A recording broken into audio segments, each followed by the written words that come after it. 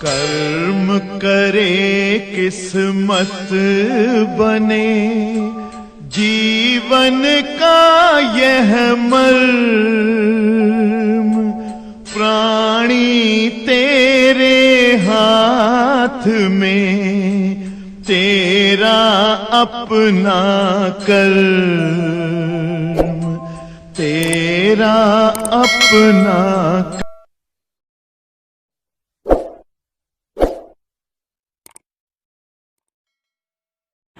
प्यारे बच्चों, प्रकाश का परावर्तन अपवर्तन, ये हमारा पहला पार्ट है कक्षा 12 फिजिक्स सेकंड पेपर का। और ये पहले लेसन जो हमारे सामने आया हुआ है, इस पहले लेसन से रिलेटेड आज आपको न्यूमेरिकल समझाने जा रहे हैं। और न्यूमेरिकल तभी आ सकता है जबकि आपको फार्मूले क्लियर रहे। एक और बात बता दे रहे हैं, 2 in 1 काम है उनेसा जी, ध्यान सुनिएगा कि जो न्यूमेरिकल अभी कराने जा रहे हैं समझा करके, पूरा हूबहू वही न्यूमेरिकल एक और पाठ में मिलेगा। तो यहाँ समझे रहोगे तो वहाँ आराम से लगा लोगे, यही न्यूमेरिकल में वहाँ मिलेंगे। और वो पाठ है तरंग गति का पहला चैप्टर, प्रकाश की तरंग प्रकृति। तो वहाँ भी यही न्यूमेरिकल मिलेंगे बेटा, हूबहू यही न्यूमेरिकल मिलेंगे, बिल्कुल बदले हुए नहीं रहेंगे। तो यहाँ समझे रहोगे तो वहाँ भी काम दे जाएगा। कौन सा चैप्टर? प्रकाश की तरंग प्रकृति, तरंग गति का पहला लेसन जो है उसी में मिलेगा ये न्यूमेरिकल। उसमें इतने ही न्यूमेरिकल हैं जो उतना बोले हैं, 15 न्यूमेरिकल है। तो भाई दबे यहाँ पहले आपको बहुत सारी चीज़ें समझा रहे हैं। सबसे पहले जो लोग नहीं पढ़े हैं उन्हें भी सूत्र वगैरह समझ में आ जाए, इसलिए ध्यान दीजिएगा। मिस्टर देवेश चंद्र पांडे, अपवर्तनांक, यहां पर देखिए अपवर्तनांक 1n2 मीन्स पहले माध्यम के सापेक्ष। पहला सूत्र यही है जो बता रहा हूं, पहले माध्यम के सापेक्ष दूसरे माध्यम का अपवर्तनांक हमेशा साइन आई बटे साइन आर, ये स्नेल सूत्र है। पहले माध्यम में आपतन कोण बटे दूसरे माध्यम में अपवर्तन कोण की साइन। Is that clear? और इसी का दूसरा सूत्र है V1/V2, माने पहले माध्यम में प्रकाश की चाल बटे दूसरे माध्यम में प्रकाश की चाल, इसको भी हम बोलते हैं अपवर्तनांक। पहले माध्यम के सापेक्ष दूसरे माध्यम का अपवर्तनांक, पहले माध्यम के सापेक्ष दूसरे माध्यम का अपवर्तनांक, ये लिखा हुआ है। पहले माध्यम के सापेक्ष दूसरे माध्यम का अपवर्तनांक 1n2 बराबर साइन आई बटे साइन आर या V1/V2। एक और चीज देखिए, माध्यम का अपवर्तनांक, जैसे कहें जल का अपवर्तनांक, कांच का अपवर्तनांक, तो जानते रहिए माध्यम का अपवर्तनांक n बराबर C/V। क्या सूत्र लिखे हैं बेटा? C का मतलब है वायु में प्रकाश की चाल, वायु में प्रकाश चाल। और V का मतलब है जिस माध्यम में पूछ रहा है उसमें प्रकाश की चाल। तो वायु में प्रकाश की चाल और माध्यम में प्रकाश की चाल का अनुपात माध्यम का अपवर्तनांक कहलाता है। या इसे ही एक और सूत्र कोसेक IC से डिनोट करते हैं, कोसेक IC। अच्छा, ये सूत्र समझ गए हो, क्लियर हो गया हो, तो एक और सूत्र जानिए। यहाँ पर देखिए, माध्यम में प्रकाश की चाल, माध्यम में प्रकाश की चाल, ध्यान से देखो, जैसे कह देगा कांच में प्रकाश की चाल बताओ, तो इसी सूत्र से n बराबर C/V। V यहाँ लाओ तो यदि यहाँ जाएगा कि नहीं? तो C/A। ध्यान दीजिए क्या लिखा हुआ है, माध्यम में प्रकाश की चाल C/A। जैसे कह दिया कि हीरे का अपवर्तनांक 2 है, हीरे में प्रकाश की चाल बताओ, तो C/N सूत्र हुआ। सी माने वायु में प्रकाश की चाल 3 × 10⁸ और नीचे जो उसका अपर्तनांक है उसी भाग इधर क्लियर। तो कहाँ प्रकाश की चाल आ जाएगी, गिरे। तो किसी माध्यम में प्रकाश की चाल निकालने के लिए यह सूत्र बहुत ज्यादा यूज है। वायु में प्रकाश की चाल को माध्यम में प्रकाश को अपर्तनांक से भाग दे देंगे। ऐसे ही माध्यम में प्रकाश की तरंगदैर्घ्य पूछे तो λ/n, लैम्डा मतलब होता है वायु में तरंगदैर्घ्य, वायु में प्रकाश की तरंगदैर्घ्य। वायु में जो प्रकाश की तरंगदैर्घ्य है उसे अपर्तनांक से भाग दे देंगे तो माध्यम में तरंगदैर्घ्य आ जाएगी। तो ध्यान से देखो, अगर कभी जो बच्चे नहीं पढ़े हैं उनको भी समझ में आना चाहिए, सूत्र ही तो बता रहा हूं। अगर प्रकाश की चाल माध्यम में पूछे तो क्या सूत्र अप्लाई करोगे, माध्यम में प्रकाश की चाल बराबर c/n, माध्यम में प्रकाश की तरंगदैर्घ्य बराबर λ/n। तो यहाँ वायु में तरंगदैर्घ्य को अपर्तनांक से भाग दे दोगे, यहाँ वायु में चाल को भाग दे दोगे। ये सूत्र क्लियर है। दो और सूत्र इसी अभ्यास के, यहाँ ध्यान दीजिए। 2n1 माध्यम की अदला बदली होती है तो आपको बताए हैं अपवर्तनांक क्या हो जाते हैं, व्युत्क्रम उल्टा। जैसे कहें जल के सापेक्ष कांच का अपवर्तनांक 9/8 है तो कांच के सापेक्ष जल का अपवर्तनांक 8/9, ठीक है, पलट जाएगा। जैसे कहें वायु के सापेक्ष कांच का अपवर्तनांक 3/2 है तो कांच के सापेक्ष वायु का अपवर्तनांक 2/3। तो इस तरह से माध्यम की अदला बदली होने पर अपवर्तनांक व्युत्क्रमित हो जाएगा। सो रहे हो क्या? तो इस तरह से देखो जरा एक और सूत्र, अगर जो है कहे 2n3, एक और सूत्र देख लीजिए, दूसरे माध्यम के सापेक्ष तीसरे माध्यम का अपवर्तनांक। हम आपको ट्रिक बताए हैं, जो बाद में रहता है उसको ऊपर लिखते हैं 1n3 और जो पहले रहता है उसको नीचे 1n2। और बच्चों इतने ही सूत्रों पर ये आपकी जो 14-15 सवाल आपको बोले हैं सभी हैं। एक बार फिर से देखिए, सवालें सब एक एक लाइन की है, एक लाइन 2 लाइन की। ध्यान से देखिए जरा समझिए। सबसे पहले माध्यम के सापेक्ष दूसरे माध्यम के अपवर्तनांक का सूत्र याद रखिए, sin I/sin R, या वायु में प्रकाश की चाल और बटे पहले माध्यम में प्रकाश की चाल बटे दूसरे माध्यम में प्रकाश की चाल। माध्यम का अपवर्तनांक पूछे तो n बराबर c/v, ठीक है, वायु में प्रकाश की चाल बटे माध्यम में प्रकाश की चाल। और ऐसे ही अगर क्रांतिक कोण दिया रहे तो माध्यम का अपवर्तनांक कोशिक I/c। और बच्चों माध्यम में प्रकाश की चाल क्या होती है, और अगर माध्यम में तरंगदैर्घ्य पूछे तो λ/n, और माध्यम की अदला बदली करवाए तो 1 हो जाएगा, और 2n3 रहे तो 1n3/1n2। जैसे WNG पूछे, अगर मान लो कहे जल के सापेक्ष कांच का अपवर्तनांक, जैसे अगर कहे WNG जल के सापेक्ष कांच का अपवर्तनांक बताओ, तो सत्यम जैसा कि ट्रिक बता, नीचे वाला ऊपर, तो माने G का अपवर्तनांक ऊपर और W का अपवर्तनांक नीचे है। इस सूत्र का प्रयोग करेंगे, खट से आंसर आ जाएगा। तो बच्चों ये सूत्र है जिन पर हमारी सवालें लगनी है, और सवालें जो है बोले हैं कुल मिला के कितना सवाल बोले, 15। तो चलो देखते हैं। और अभी आप देखोगे कि सवालें बहुत छोटी हैं और एक एक 2-2 लाइन में है। तो देखिए जरा पहला प्रश्न, क्वेश्चन नंबर 1, ईमानदारी के साथ शिवांशु पढ़िए। वायु के सापेक्ष कांच का अपवर्तनांक 3/2 है तो कांच के सापेक्ष। देखो बच्चों, हमने बताया कि ये सब सवालें जो बोले हैं एक चैप्टर में और काम देगी, 2 in 1।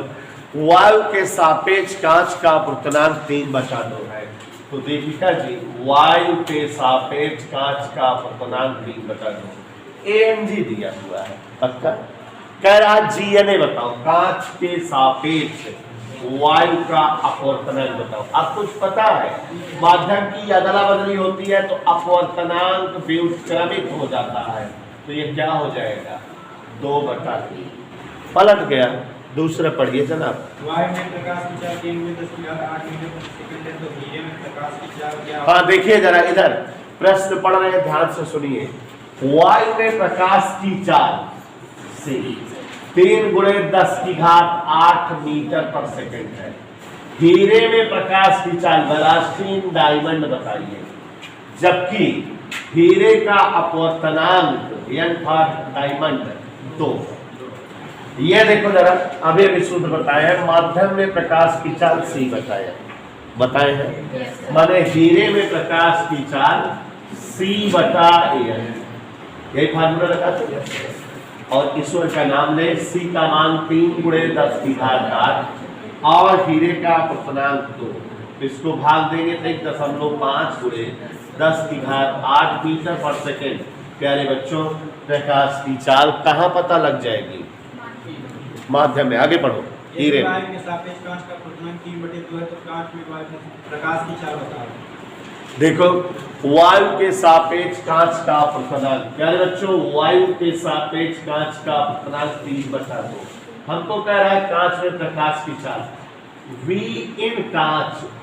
अभी अभी आपको बताया है कि माध्यम में प्रकाश की चाल बताने के लिए वायु की चाल को अपवर्तनांक से भाग दे दो। वायु की चाल को किससे भाग दे दो? तो वायु में चाल बटे चाल माध्यम का अपवर्तनांक। तो वायु में चाल कितना है? 3 × 10⁸ और अपवर्तनांक कितना है? 3 से 3 तो ऊपर गया 2 × 10⁸ मीटर पर सेकेंड। चाल हो जाएगी कांच में प्रकाश की। वायु के सापेक्ष कांच का अपवर्तनांक 3/2 है तथा वायु के सापेक्ष जल का अपवर्तनांक 4/3 है, तो जल के सापेक्ष कांच। हाँ, अगला क्वेश्चन देखिए जरा, ये भी थोड़ा टेस्टी सवाल है। क्वेश्चन नंबर 4, सभी लोग ध्यान से सुनिए, पढ़ रहा हूँ। वायु के सापेक्ष कांच का अपवर्तनांक बोले तो Ang 3/2। फिर कह रहा है वायु के सापेक्ष जल का अपवर्तनांक बोले तो AnW, A फॉर वायु और W फॉर वाटर, जल 4/3 है। कह रहा है तो जल के सापेक्ष कांच का अपवर्तनांक बताओ। W रिस्पेक्टेड G, जल के सापेक्ष कांच का अपवर्तनांक। अभी जो ट्रिक बताए थे कि बाद वाला अपवर्तनांक ऊपर और पहले वाला नीचे, यही फार्मूला बताया है। तो इन दोनों देखो, Ang/Anw। Ang दिया है 3/2, Anw है 4/3।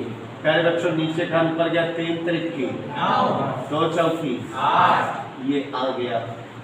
एक एक लाइन की सवालें हैं, आप ध्यान देते रहें। जल का अपवर्तनांक 1.3 है, कांच का अपवर्तनांक 1.5 है। यदि जल में प्रकाश की जल 2.25 × 10⁸ मीटर प्रति सेकंड, तो प्रकाश की चाल बताओ। ये 2 सवाल इकट्ठा पढ़ दिया। सुस्मी पढ़ो। जल का अपवर्तनांक 1.3 है और जल का अपवर्तनांक 1.3 है। कांच का अपवर्तनांक 1.5 है। कांच का अपवर्तनांक 1.5 है। जल में प्रकाश की चाल 2.25 × 10⁸ है। जल में प्रकाश की चाल, चाल इन जल 2.5 × 10⁸ मीटर पर सेकेंड है।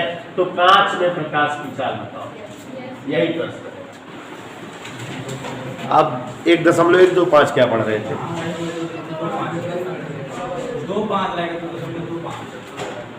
तो गौर से देखिएगा, इसको समझने का प्रयास करिए। बड़ी मजेदार टेस्टी सवाल है।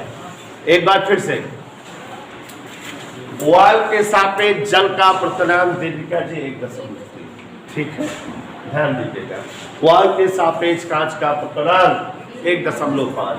यदि जल में प्रकाश की चाल पता हो तो कांच में प्रकाश की चाल बताओ। यही तो कहा है, यही कहा है कि नहीं? पक्का यही कहा है। अच्छा, अगर हम आपसे कहें कि जल के सापेक्ष कांच का अपवर्तनांक बताओ, क्या कहे उन्हें सर? जल के सापेक्ष कांच का अपवर्तनांक। तो आप बोलोगे नीचे वाला ऊपर, माने Ang और W नीचे, ये बताओगे ना। और इस सूत्र के हिसाब से क्या बताओगे? पहले सूत्र से जल के सापेक्ष कांच का अपतनांक माने चाल इन जल बटे चाल इन कांच। यह भी तो बताओगे। जल के सापेक्ष कांच का अपतनांक माने जल में प्रकाश की चाल बढ़ेगा में प्रकाश की चाल। पहले माध्यम का दूसरे माध्यम का अपतनांक पहले माध्यम में चाल बटे दूसरे माध्यम में चाल, तो वही ठीक है। और यहाँ ANG क्या है? AN का बलुआ कितना है? दशमलव हटा दो, तिरछा गुणा। हमको चाहिए BG निकालना है, इसलिए BG बराबर, गौर से देखो, चाल इन कांच, ये इधर गया तो ये इधर, 13/15 गुणे VW का मान पता है? जल में चाल पता है कि नहीं? 13/15 गुणे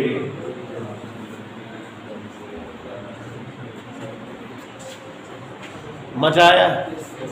सुने, आपको कैलकुलेशन बहुत तेज है आप लोगों का। 15 में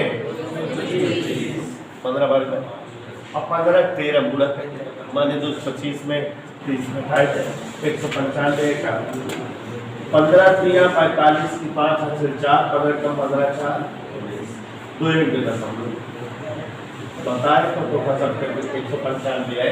हम कैसे कि 15 में 225 होता है, लेकिन 13 बार हमारे 2/15 घटाएगा तो 225 30 हटा देंगे, 205 है व्यवहार में। प्रश्न नंबर 6। वायु में 6000 इलेक्ट्रॉन तरंग दैर्घ्य का प्रकाश 1.5 अपवर्तनांक वाले माध्यम से प्रवेश करता है। माध्यम में इसका वेग तथा आवृत्ति क्या होगी, जबकि वायु में प्रकाश का वेग। देखो बच्चों, ये क्वेश्चन थोड़ा सा टेक्निकल है, ध्यान से समझिए तो आ जाएगा, ठीक है। टेक्निकल क्वेश्चन है, थोड़ा सा टेक्निकल है, ज्यादा नहीं।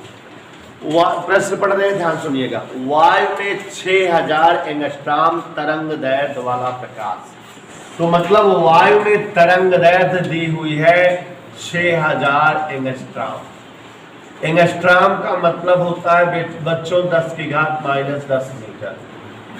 वायु में 6000 एंगस्ट्रॉम तरंग दैर्घ्य का प्रकाश 1.5 अपवर्तनांक वाले माध्यम में प्रवेश करता है। यही है ना? किस माध्यम में प्रवेश करता है? जिसका अपवर्तनांक 1.5 है। तो माध्यम में प्रकाश की चाल बताना है, और वायु में प्रकाश की चाल 3 × 10⁸ मीटर पर सेकेंड दी हुई है। माध्यम में आवृत्ति भी बतानी है, यही पूछ रहा है ना? माध्यम में प्रकाश की चाल और माध्यम में आवृत्ति, इधर क्लियर? तो अब अपने आप समझिए बेटा कि जब कोई प्रकाश किसी माध्यम में प्रवेश करता है तो आपको हम बताए हैं कि माध्यम में उस प्रकाश की चाल C/N हो जाती है। तो माध्यम में प्रकाश की चाल V बराबर C/N। C मतलब वायु में प्रकाश की चाल 3 × 10⁸ मीटर पर सेकेंड, और माध्यम में प्रकाश का अपवर्तनांक 1.5।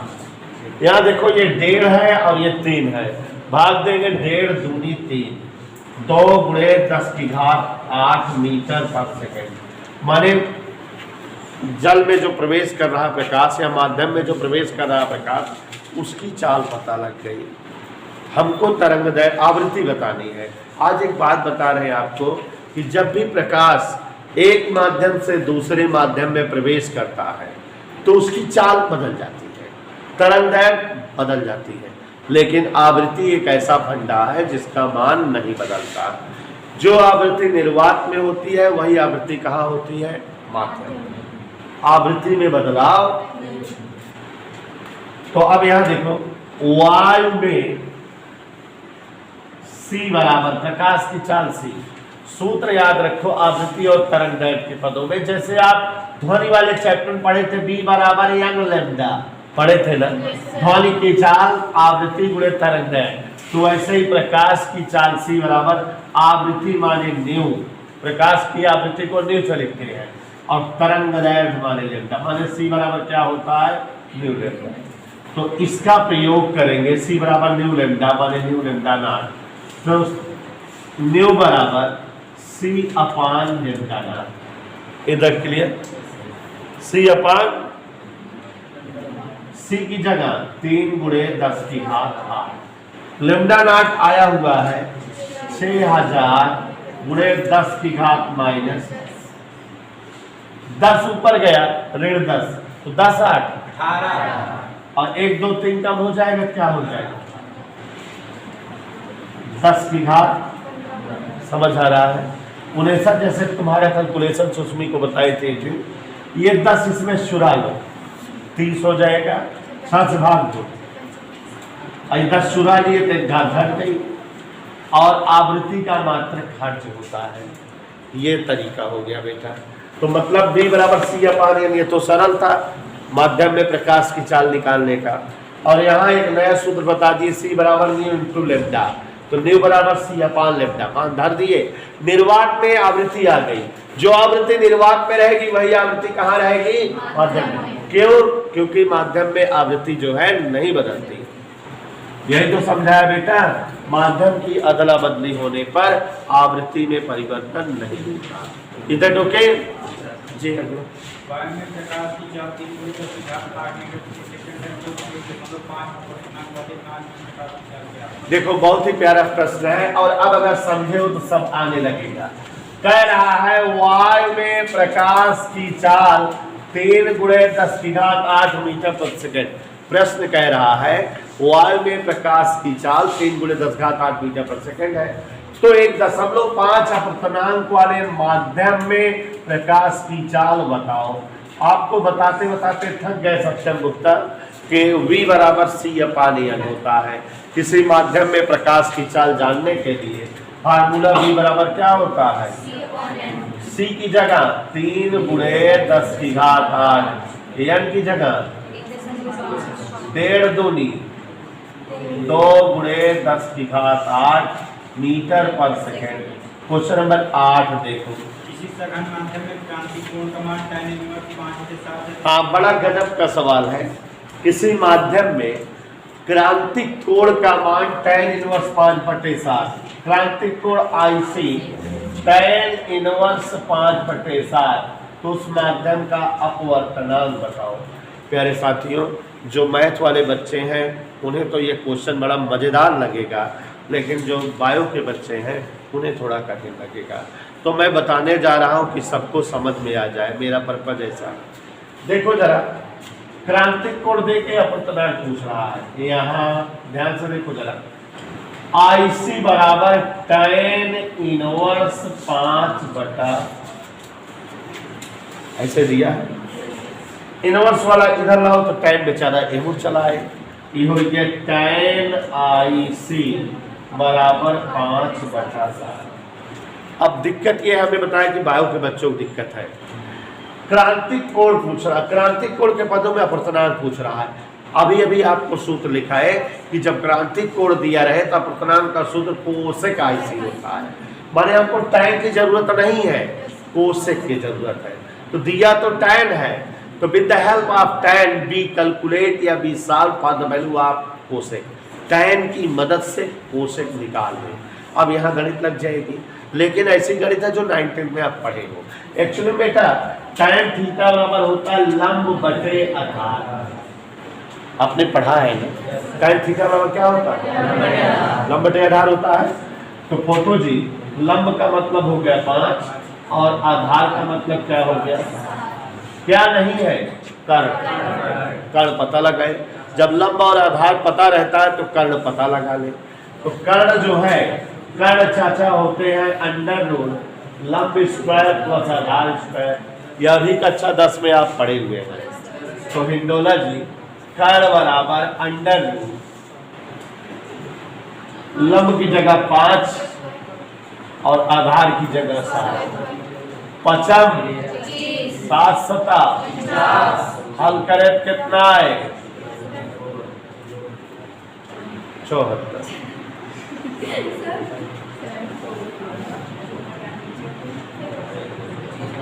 क्या हो, कोई दिक्कत, कैलकुलेशन है। अब ये कर्ण आ गया 74, ठीक है। अपने को क्रांतिक कोण चाहिए, कोसेक की जरूरत होती है, इसलिए कोसेक अगर जानना चाहें तो ये देखो मैथ लग रही है सब, कोसेक बराबर कर्ण बटे लंब। मंदी पे क्या होता है, कर्ण कितना है बा, √74 और लंब कितना बा। तो अब हम यह निकाल लेंगे,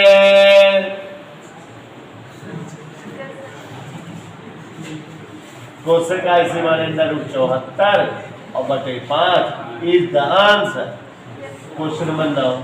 किसी सघन माध्यम में क्रांतिक कोण की से माध्यम में प्रकाश की चाल, किसी सघन माध्यम में क्रांतिक कोण की से, हाँ देखो जरा, किसी माध्यम में क्रांतिक कोण दिया है 30 अंश और उस माध्यम में प्रकाश की चाल बतलाना है। ध्यान दीजिएगा, आप लोग जानकार हैं, इस बात को क्लियर है। एन बराबर क्या होता है, कोसेक IC, ये होता है कि नहीं। लेकिन उड़ेसा जी, किसी माध्यम का अपर्तनांक हमेशा वायु के सापेक्ष होता है, तो एन बराबर C/V भी तो होता है। माने प्रकाश की चाल इन वायु, प्रकाश की चाल इन माध्यम बराबर कोसेक 30 अंश। गौर फरमाइएगा, 3 × 10⁸ कोसेक 30, साइन 30 का उल्टा 2/1। ये 2 से काट दें क्या इसको, 2 1.5 है। ये आंसर आप चाल 5 माध्यम। Question number 10। वायु के सापेक्ष कांच में हीरे का अपर्तनांक 1.5 और 2.4 है, तो कांच, 1 मिनट फिर से पढ़ो। वायु के सापेक्ष कांच व हीरे का अपर्तनांक 1.5 और 2.4 है, तो कांच व हीरे में प्रकाश की चाल बताओ तथा हीरे का कांच के सापेक्ष अपर्तनांक क्या होगा, परम अपर्तनांक क्या होगा। कई सारी चीजें पूछ रहा है। वायु के सापेक्ष कांच व हीरे का अपवर्तनांक, देखो वायु के सापेक्ष कांच का अपवर्तनांक दिया है ANG 1.5 और वायु के सापेक्ष हीरे का अपवर्तनांक कितना बोले हैं, ये बोले हैं। कह रहा है वायु के सापेक्ष कांच का अपवर्तनांक 1.5, वायु के सापेक्ष हीरे का अपवर्तनांक, तो कांच व हीरे में प्रकाश की चाल बताओ। मतलब चाल इन कांच बताओ, चाल इन हीरा बताओ और हीरे का कांच के सापेक्ष, कांच के सापेक्ष हीरे का अपवर्तनांक, कांच के सापेक्ष हीरे का अपवर्तनांक बताओ और परम अपवर्तनांक भी बताओ। यही सारी चीजें पूछ रहा बच्चों। क्वेश्चन नंबर 10 थोड़ा कई सारी चीजें पूछ रहा है, ध्यान दीजिएगा। तो चलते हैं। हीरे का कांच के सापेक्ष अपवर्तनांक बताओ, उल्टा पढ़ो। हीरे का कांच के सापेक्ष अपवर्तनांक बढ़ाओ, उल्टा पढ़ो। कांच के सापेक्ष हीरे का अपवर्तनांक, यही तो हुआ। हीरे के सापेक्ष कांच थोड़ी कहा है, क्या कहा, हीरे का कांच के सापेक्ष अपवर्तनांक बताओ। किसके सापेक्ष बताना है, किसका, पूरी बात क्या हो गई, कांच के सापेक्ष हीरे का। जी गलत हो जाए, सेंस में रही थी, ठीक है, सेंस में रही थी हम पढ़ावत। तो यहाँ ध्यान दीजिएगा जरा, भाई ऐसे घुमा देता है, जैसे हमेशा कहता है जल के सापेक्ष कांच का अपवर्तनांक बताओ, तो आप WNG लिख दिए। अब उल्टा बोल देगा, कांच का जो है जल के सापेक्ष अपवर्तनांक बताओ, बच गए तो वही है। निकालना कांच का है और निकालना किसके सापेक्ष, जल के सापेक्ष। तो निकालना हीरे का, लेकिन किसके सापेक्ष, तो मतलब इसको सही से पढ़े अगर, कांच के सापेक्ष हीरे का अपवर्तनांक, यही तो बात समझ में, सेंस बनाए चाहिए हमेशा, गड़बड़ाई नहीं। तो अब देखो जरा, कांच में प्रकाश की चाल VG C/ANG होगा कि नहीं, वायु में चाल बटे अपवर्तनांक, यही तो। सचिन के यादव 3 × 10⁸ बटे ANG 1.5, यकीन करो 1.5 दूनी 3 होता है, यकीन करो मेरा। एक आंसर आ गया बच्चों, खटाखट आवता है, देखा जा तगड़ा। और हीरे में प्रकाश की चाल, चाल इन हीरा C/AND 3 गुणे 10 की घात। हीरे में अपूर्णांक दशमलव हटाएंगे 30 हो जाएगा। 3 नाम 32, 3 अठे 24, अच्छा 35, 6 चौको हो जाओ, समझ आया? मीटर पर सेकेंड। तो आप इसको 1.25 लिख सकते हो। ये दोनों आ गया। GND बताओ, कांच के सापेक्ष हीरे का अपूर्णांक या हीरे का कांच के सापेक्ष अपूर्णांक। डी ऊपर जाएगा AND बटे ANC। AND कितना है? दशमलव हटा दिए, 3 अठे 24, 3 पचे 15, 8 बटे 5 माने 1.6। आ गया कि नहीं? कह रहा परम अपूर्णांक। देख लो बेटा, परम अपूर्णांक का मतलब है निरपेक्ष अपूर्णांक, ठीक है? n बराबर C/V। हीरे का केवल पूछा क्या होता है? परम अपवर्तनांक माने निरपेक्ष अपवर्तनांक n बराबर C/V। इतना क्लियर? ठीक है, हीरे का अपवर्तनांक दिया 2.4 पे ही परम अपवर्तनांक हो गया।